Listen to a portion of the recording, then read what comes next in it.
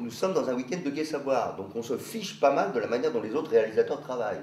Les autres réalisateurs travaillent mal, Fassbinder, Fellini, tout ça, ils travaillent très mal du point de vue du gai savoir. Moi, je ne suis pas, nous ne sommes pas avec Philippe dans cette lignée. Nous sommes dans un week-end de gai savoir, donc on se fiche pas mal du résultat. Le résultat, on essaye qu'il soit le meilleur possible, mais ce n'est pas notre objectif. Notre objectif, c'est le processus, comme dans tous les week-ends du gai savoir. Hein, prendre du plaisir, faire ensemble, travailler collectivement. L'objectif principal, c'est faire une action collective. C'est même pas Nietzsche, d'ailleurs, l'objectif principal. Hein, ça fait des années que je me pose la question, qu'est-ce qu'on peut bien faire comme projet collectif tous ensemble? J'avais pensé à un voyage en âne, à un moment donné, etc. Et Nietzsche, j'ai trouvé que c'était une bonne idée. Mais le projet principal n'est pas Nietzsche. Le projet principal, c'est travailler tous ensemble. Ce qui veut dire que par rapport à ça, il est bien évident que certains vont entrer dans le personnage complètement, d'autres moins. Et si nous souhaitons, et on le décidera ensemble à un moment donné, présenter ce travail à un public très large, quand je dis très large, ce n'est pas plus de plusieurs milliers de personnes, je ne suis pas plus que ça pour l'instant, ça m'étonnerait qu'on ait 3 millions d'entrées.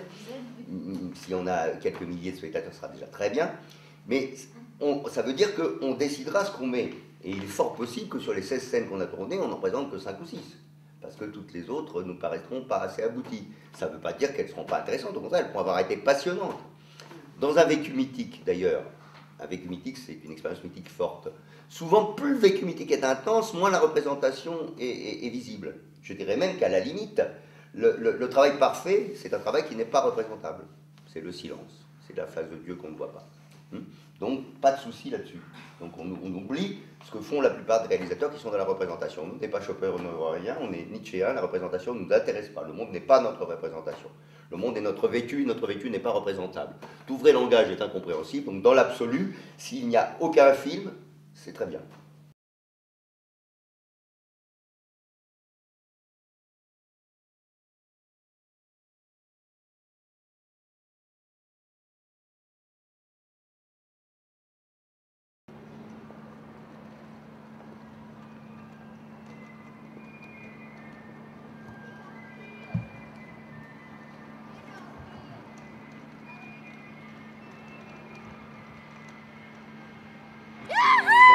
Allez, c'est bon. Sa dynamique. On recommence. Alors, ouais. Moteur, 1, 2. action. Qu'est-ce que vous pensez du dernier cours du professeur Nietzsche? Vous l'avez vu récemment? Je l'ai vu encore ce matin. Les étudiants étaient absolument fascinés. C'est vraiment... jamais vu un cours comme ça à Bâle. C'est extraordinaire, mais il y a quand même un problème, c'est l'espèce de charge émotionnelle qui passe dans son cours. Certains étudiants aiment ça, mais d'autres, avec la mentalité suisse, vous voyez... Ah, c'est sûr que... Et en tout cas, c'est du jamais vu. C'est sûr que notre ami Friedrich a une façon d'enseigner tout à fait exceptionnelle et très en dehors de ce qu'on a l'habitude de voir dans nos contrées. Ah oui, d'abord il faut reconnaître qu'il y a les faits se sont penchés sur son berceau. C'est sûr. Reconnaître. Alors donc déjà il y a une base philologique, c'est quand même le plus jeune des profs. Oui. Et puis il y a cette rigueur dans le raisonnement. Puis alors il y a cette vision, quoi. Il y a une vision à la pensée grecque absolument extraordinaire. Proche du volcanique d'ailleurs, je dirais même. Oui, alors c'est là que je suis un peu gêné par le côté volcanique, bien que, comme je ne vous l'ai jamais caché, que le soutien que j'ai apporté au professeur Nietzsche, y compris son dernier livre contesté, La naissance de la tragédie. Mais j'ai peur que le côté volcanique finisse par lui nuire. Oui, mais il offre à l'avenir un nouveau paysage ça c'est vrai intellectuel. Que les volcans, ça déforme complètement le paysage. Ça le remodèle. Oui, et c'est un apport comme on n'en a encore jamais vu. Certes. Seuls quelques grands personnages ont réussi ce genre de choses. Ça nous renvoie au monde grec, au monde du mythe, etc. Mais dans l'université occidentale, oui, ça se voit peu. Nous avons affaire à quelque chose, je pense, d'exceptionnel. Alors, il y a, si vous voulez, moi, pour commencer, je crains pour lui, honnêtement. Lorsque son livre sur la naissance de la tragédie est sorti, j'ai été un des rares à le soutenir directement, parce que c'est admirable. En même temps, je lui ai dit en privé qu'il prenait des risques considérables avec l'université. Oui, mais je pense que justement, il n'a pas une vision carrière. Il s'en fiche complètement. Oui, je crois, oui, c'est vraiment cette impression que j'ai chez lui, Oui. et qu'il veut vivre plutôt que vivre les choses en profondeur et de tout son être. J'en conviens. Mais si vous c'est voulez... un de nos rares professeurs à vivre les choses de l'intérieur et à ne pas être uniquement dans leur tête. Et si vous voulez, j'ai un rapport un peu paternel avec lui. Et je me soucie de son avenir. Et j'ai peur que ça lui nuise. Je ne sais pas, qu'est-ce que vous en pensez. Comment arriver à faire qu'il modère cette puissance émotionnelle qu'il y a pendant son cours? Moi, j'ai bien peur que ça ne soit pas possible. Et en même temps,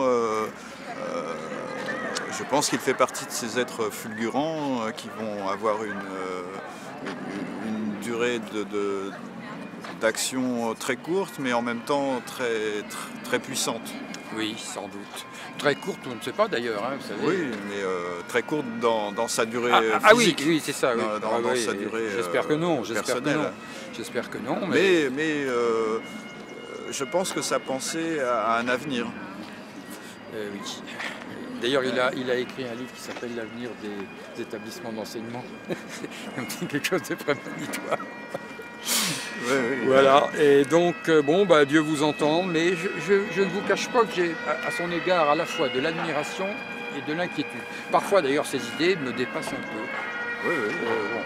Jusqu'à un certain point, je comprends la charge émotionnelle, la passion qu'il met dans ce qu'il fait. Mais il arrive un moment où ça risque de tout détruire, vous comprenez?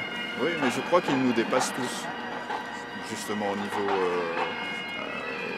de la pensée, et qu'il faudra peut-être des générations de gens pour en tirer quelque chose. Je pense qu'on dira l'université de Bâle, philologie, c'est là que Nietzsche a enseigné. Oui, je pense.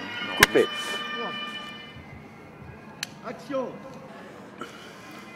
Est-ce que vous avez été assisté au cours du professeur Nietzsche, là, au dernier cours? Oui, mais comment vous l'avez trouvé? Très bien.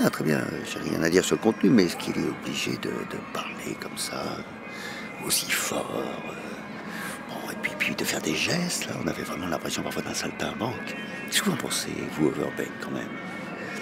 Écoutez, vous me connaissez, Burkhardt, je suis quelqu'un de calme, de décontracté, mais je ne suis pas opposé du tout à cette manière de travailler. Nietzsche est quelqu'un de très différent des autres. Et il ne peut absolument pas avoir les mêmes règles. Absolument pas avoir les mêmes règles que les autres. Oui, mais quand même, je veux bien, mais quand même. À ce point, je trouve que c'est excessif. Je comprends qu'on ait des passions.